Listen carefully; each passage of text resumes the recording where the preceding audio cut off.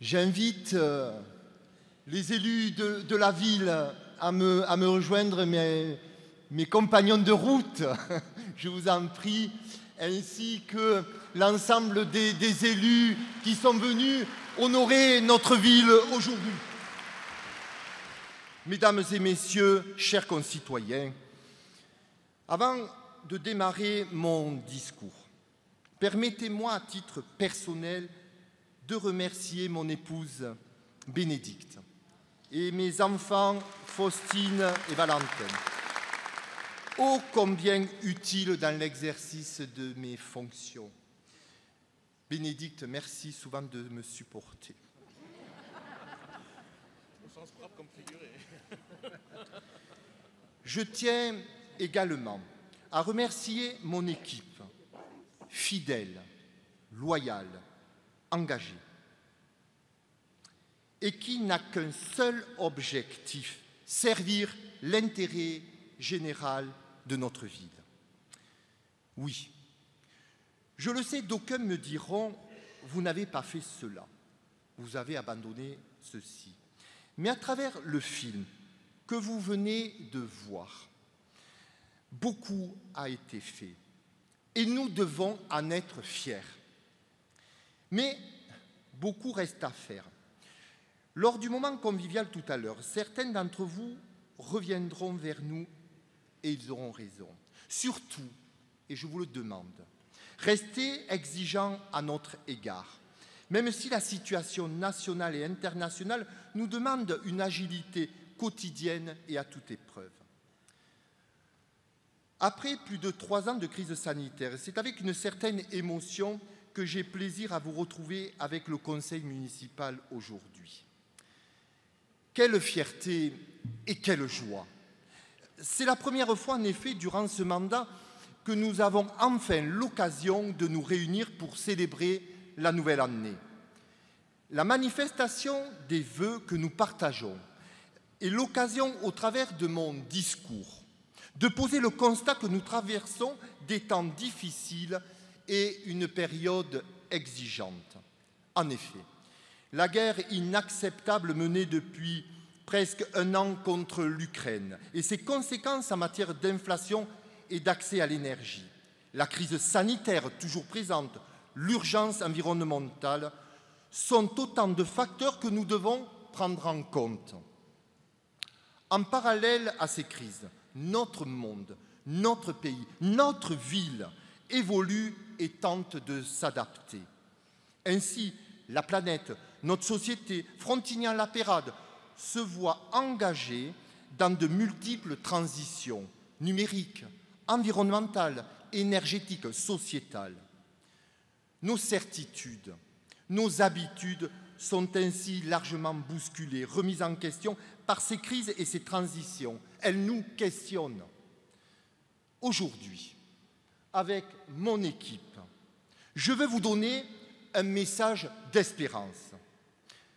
Comme nous l'avons fait l'année dernière, je pense que notre ville sera en mesure en 2023 de relever les défis de notre temps. Notre territoire est un bien commun que nous devons préserver et continuer à développer. Nous continuerons cette année à accroître la qualité de vie à Frontignan-la-Pérade. Le premier bilan de notre action est la bienveillance. Cette bienveillance, nous avons pu l'observer au moment de la crise sanitaire. Tout naturellement, elle s'est manifestée et imposée à tous les niveaux de notre administration. Notre collectivité s'est alors montrée à l'écoute de son environnement et à la hauteur des enjeux qui étaient les nôtres. La bienveillance nous aura permis de nous adapter pour répondre aux enjeux que nous connaissons tous. Associée à notre engagement en matière de solidarité, elle a permis collectivement que nous dépassions cette période difficile. Je ne peux que saluer à nouveau l'action des agents de la ville et du Centre communal d'action sociale pendant cette période. Ils ont été pleinement engagés pour maintenir nos missions de services publics. Et je vous demande de les applaudir. Merci pour eux. Mais surtout, ils ont été acteurs de la solidarité qu'il est indispensable de déployer ou de relayer au service de tous, mais plus particulièrement des plus exposés et des plus fragiles. Cette bienveillance qui sommeille en nous s'est affirmée comme une valeur première. Nous faisons le constat que nous devons aujourd'hui la déployer en transversalité sur l'ensemble de nos actions, de nos projets et de nos missions. Nous continuerons à le faire comme nous le faisons d'une manière régulière, en vous consultant dans le cadre de concertations publiques sur nos projets, mais également au travers de la démocratie participative. Soyons des citoyens engagés. Comme je le disais tout à l'heure, tous les espaces et enjeux de notre quotidien doivent être questionnés par cette valeur. Avec l'aggravation des épisodes cévenols, la multiplication des périodes de canicule, l'élévation du niveau de la mer, rappelons-nous aussi, et je l'évoquais tout à l'heure, de la tornade subie ici au mois d'août. Nous avons tous constaté l'accentuation des risques encourus.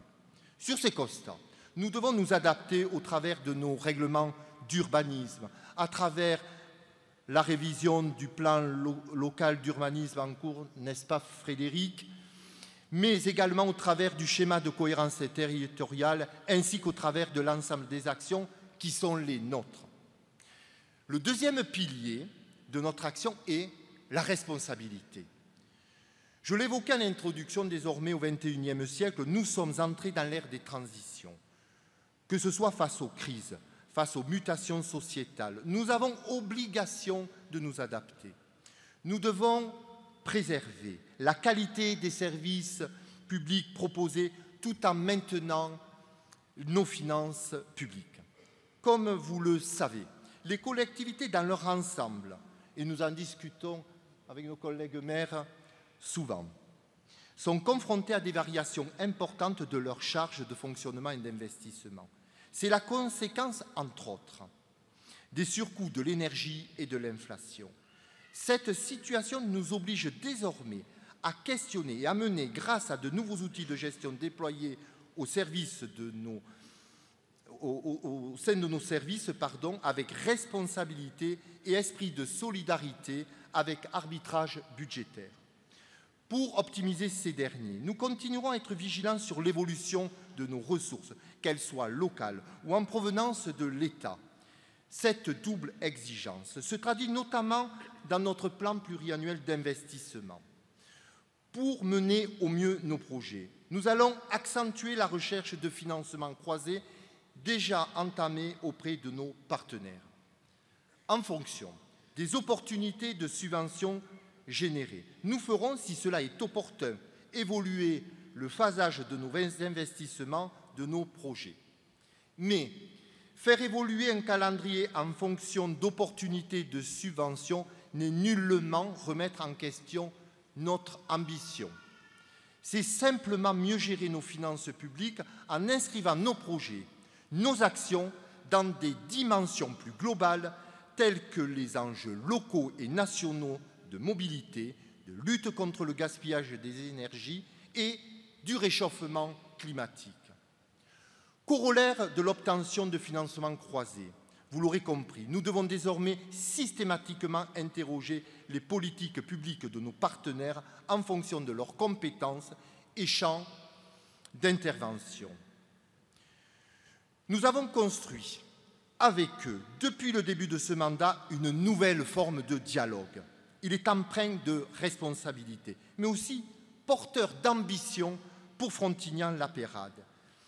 Il a été déjà démontré son efficacité par le maintien ou l'obtention de nouvelles subventions. Il permet déjà de voir la région, le département, l'agglomération et l'État porter sur la commune des projets auxquels nous sommes pleinement associés pour le bénéfice des citoyens et des usagers de notre territoire. Je peux citer la future piscine intercommunale, le futur gymnase du collège Simone de Beauvoir, la requalification du cœur de ville, le pôle culturel. Gageons que nous soyons en mesure d'en avoir de nouveaux émergés. Avec nos partenaires que je remercie aujourd'hui, avec nos parlementaires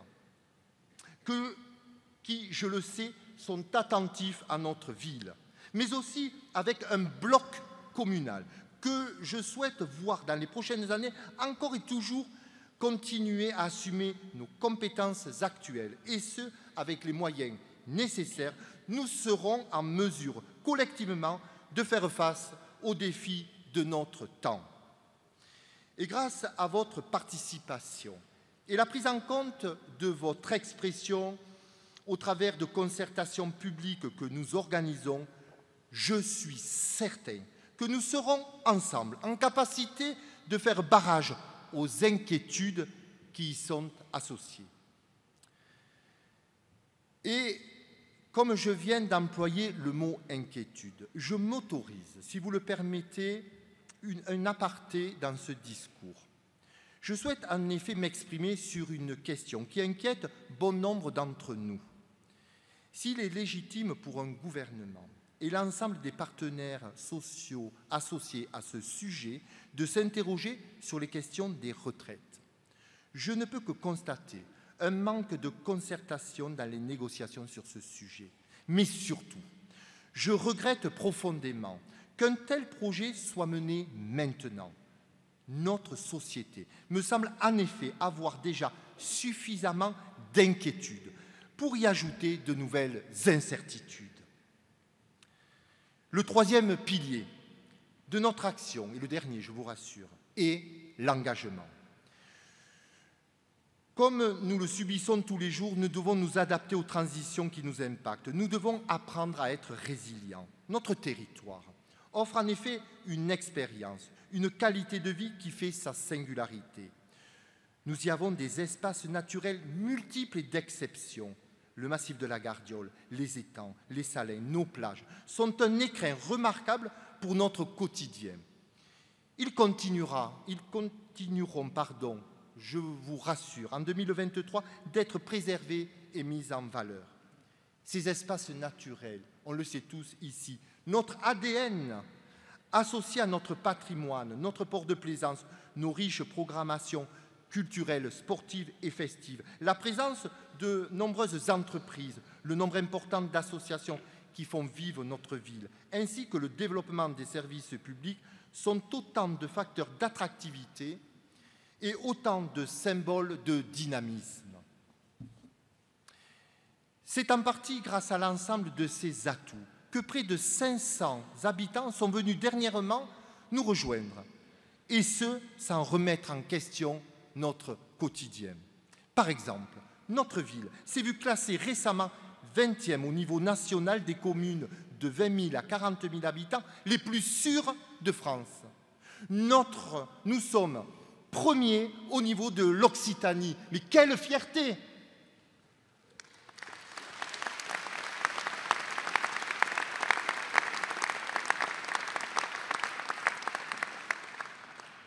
Et pour confirmer notre attachement à l'engagement, je vais aborder brièvement pour 2023 les projets que nous allons réaliser. Je regarde mes élus parce que c'est des projets collectifs. Les travaux du pôle culturel qui sera livré en 2024. Nous aménagerons en continuité le quai Voltaire. En septembre, nous lancerons pendant 15 mois les travaux de la passerelle sur le canal. Elle reliera le pôle culturel au site Exxon que nous continuons une opération ambitieuse de réhabilitation après dépollution. Nous lancerons aussi la phase opérationnelle de la requalification du cœur de ville. Nous achèverons d'ici quelques mois les travaux du boulevard urbain Aubarnier et ainsi la requalification de l'entrée est de la ville. Nous continuerons nos efforts sur différents chantiers de rénovation de la voirie. Nous inaugurerons les archives municipales, véritable mémoire de notre histoire. Nous mènerons des travaux d'extension de la crèche du docteur Roger Michel à la Pérade. Vous l'aurez compris, cette année s'annonce ambitieuse en matière de projets, mais au vu du contexte international et national, elle sera exigeante. Mais nous aurons à cœur de continuer à relever les défis qui nous attendent, en continuant d'œuvrer au quotidien pour une ville toujours plus solidaire, dynamique et ambitieuse.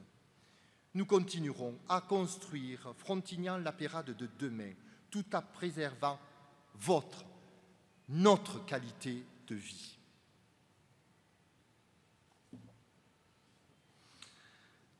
Avec nos engagements, Frontignan-La Peyrade restera au cœur et dans les cœurs.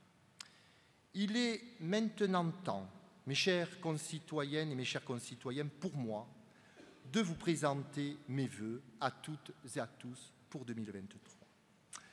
Au nom du conseil municipal et des élus, je le rappelle, pleinement mobilisés, qui m'entourent, je vous souhaite une excellente année pour vous, vos familles et vos proches. Des vœux, bien évidemment, de santé, des vœux de bonheur, mais aussi des vœux de réussite.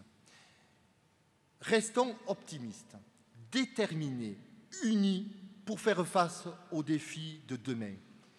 Bonne année 2023 et vive Frontignan-La Peyrade.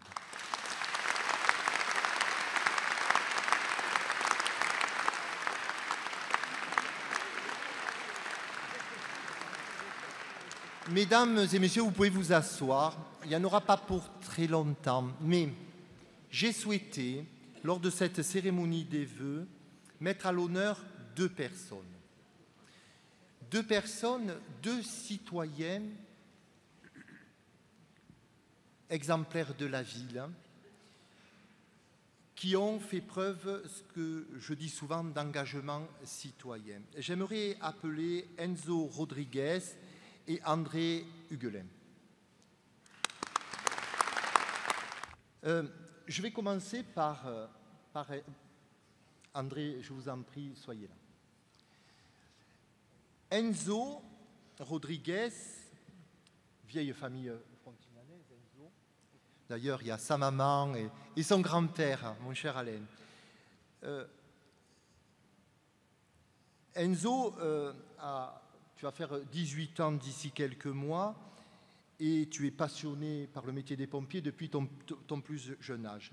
Mais il y a quelques mois de ça, ayant aperçu un départ d'incendie avenue Général de Gaulle, il prévient immédiatement le SDIS. Il n'hésite pas, dans l'attente de l'arrivée des secours, à chercher des extincteurs chez des commerçants voisins. Ainsi équipé, il intervient alors courageusement. Il arrive à extraire de l'incendie et à mettre en sécurité les personnes présentes dans les locaux.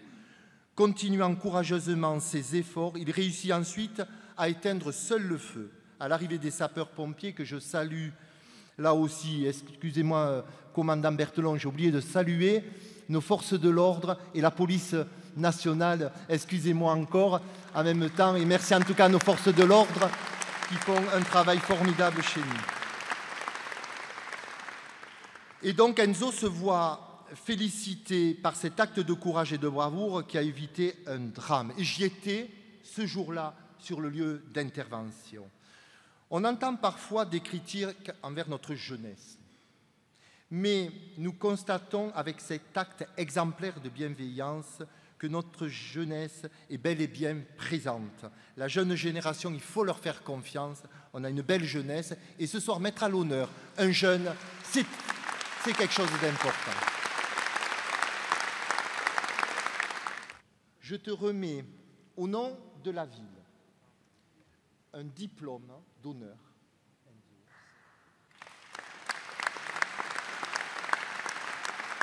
Ainsi que la médaille de la ville.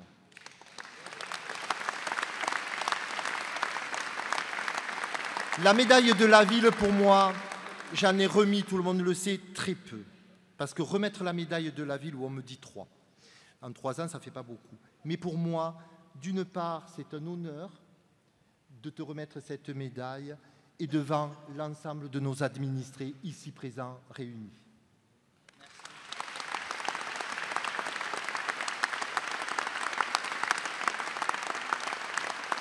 Et juste devant nos parlementaires. Ensuite, j'aimerais, alors là on est presque à l'autre bout de la chaîne, mais comme quoi l'intergénération est quelque chose Non mais comme quoi l'acte citoyen, c'est à tout âge qu'on peut le faire. Mon cher André, je ne dirai pas votre âge, mais la question, en tout cas, de l'acte militant ne date pas d'aujourd'hui. Dès votre service militaire en Corse, vous participez à de nombreuses opérations de secours et de sauvetage. Il sauve à l'époque 3 personnes de la noyade. Il passe ensuite un concours qu'il réussit au ministère de l'Intérieur, dont il deviendra plus tard cadre supérieur. L'acte que je salue aujourd'hui, c'est passé à 7. Nos amis sétois, l'intercommunalité, c'est aussi des actes de citoyenneté qui dépassent nos villes. Au pont de Tivoli, André est venu au secours d'un sans domicile fixe qui venait de tomber à l'eau et allait se noyer. Aidé par 2 personnes qui tentaient sans succès d'attraper la personne qui allait se noyer, il intervient avec les réflexes et les compétences du professionnel qui continue à être après sa retraite. Il utilise une des 2 personnes présentes comme contrepoids sur ses jambes, ce qui permet de se pencher suffisamment pour accéder au niveau de l'eau et surtout réussir à extraire de l'eau le sans-domicile fixe qui était voué à une mort certaine. À travers de votre carrière et de cet axe, vous êtes un exemple pour nos concitoyens. Au vu de votre engagement, il est une distinction qui vous manquait, celle de l'honneur et de la reconnaissance de notre ville, ce qui est fait aujourd'hui.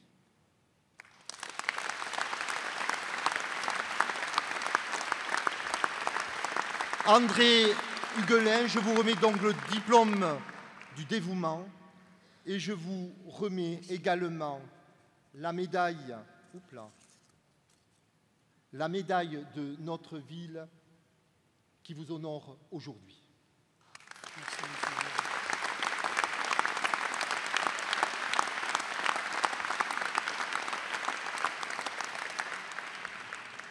J'aimerais que vous les applaudissiez. Et ce que je dis souvent, c'est que notre ville, nos villes, il y a certes des élus, il y a une administration et des agents communaux qu'on a largement salués aussi tout à l'heure. Et puis, il y a nous tous et nous toutes qui faisons bloc commun pour que notre ville aille encore de l'avant. Donc je dis tout le temps, soyez aussi des citoyens engagés et militants. Mesdames et messieurs, il est temps maintenant de partager ensemble un moment de convivialité. Ce moment de convivialité n'aurait pas pu se réaliser sans, je le dis, notre administration. Je regarde Noël, Saïd, Jean-François, Patricia, enfin, tous les gens qui nous entourent au quotidien.